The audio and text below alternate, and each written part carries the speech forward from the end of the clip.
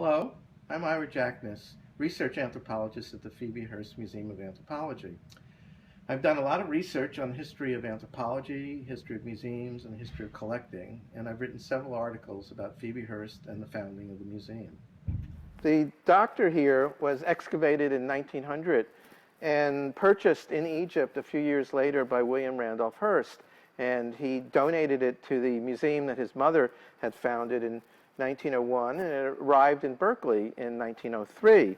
Actually, William Randolph Hearst got to Egypt before his mother did, 6 years before she got there in 1898, when she met George Reisner, the American archaeologist. And she was so excited by his work, she commissioned him to collect from 1899 to 1905, and when he ended, there were almost 20,000 objects, which was making it the largest Egyptian collection on the West Coast. And this was just one of our many founding collections, along with collections from ancient Peru, classical Greece and Rome, and native California. Well, we do know that for most of his time in California, the doctor has not been on exhibit, so this would be a wonderful time to get him out in the public.